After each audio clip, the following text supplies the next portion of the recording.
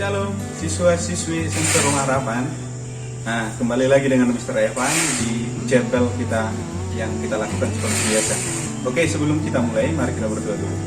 Oke, terima kasih Yesus buat berkat-Mu, buat perlindungan kepada kami ya Tuhan, dan buat kesehatan yang Kau berikan kepada kami.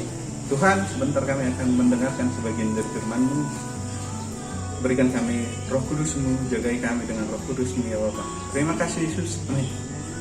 Oke, jadi khotbah Mister hari ini bertemakan tentang love God atau mengasihi Tuhan. Nah, yang diambil dari Matius 22 ayat 37. Begini firman Tuhan. Kasihilah Tuhan Allahmu dengan segenap hatimu dan dengan segenap jiwamu dan dengan segenap akal budimu. Nah, di ayat sebelumnya sebenarnya ini tentang ahli Taurat yang mencobai Yesus. Jadi ada ahli Taurat yang mencobai Yesus. Di ayat sebelumnya dikatakan, "Guru, hukum manakah yang terutama dari hukum Taurat?" katanya. Nah, dan Yesus menjawab, "Kasihilah Tuhan Allahmu dengan segenap hatimu dan dengan segenap jiwamu dan dengan segenap akal budimu."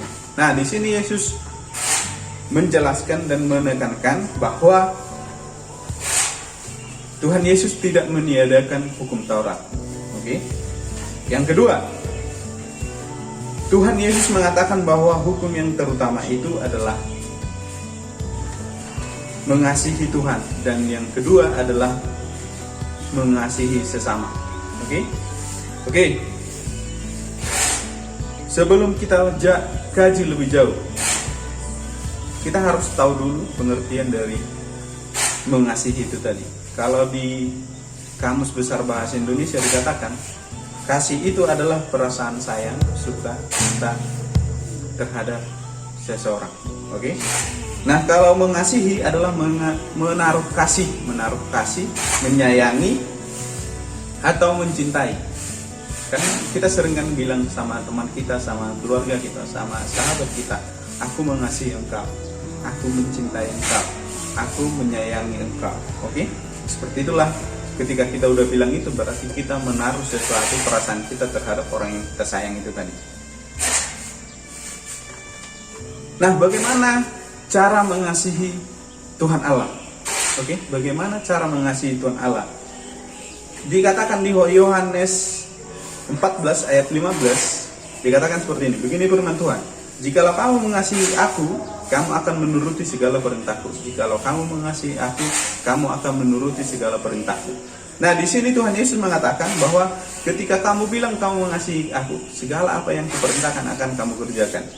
Nah, ada 3 hal yang kita ambil di sana. Yang pertama, menuruti, memegang, dan melakukan. Yang pertama, menuruti.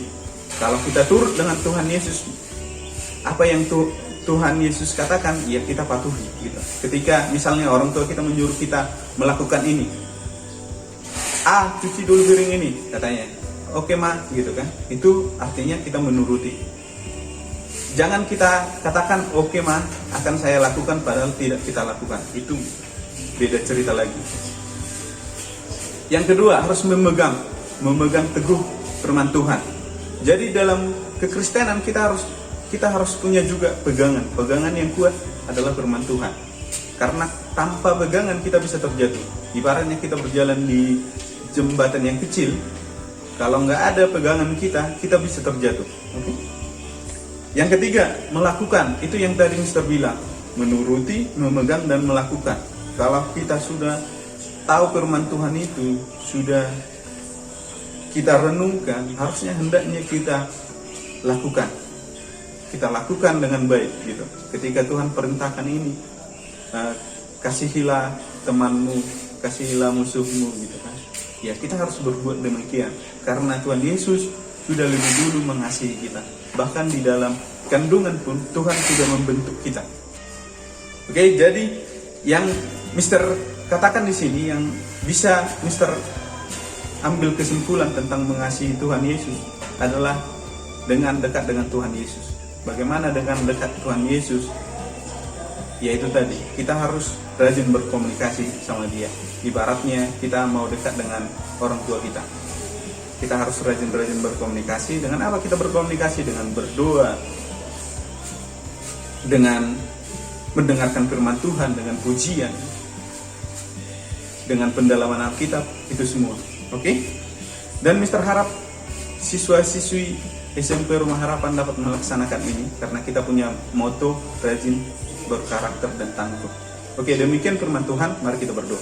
Terima kasih Yesus buat berkat-Mu. Kami yakin dan percaya Engkau yang selalu memberkati kami, dan apa yang Kau firmankan dapat kami lakukan dalam kehidupan kami sehari-hari. Terima kasih Yesusku. Amin.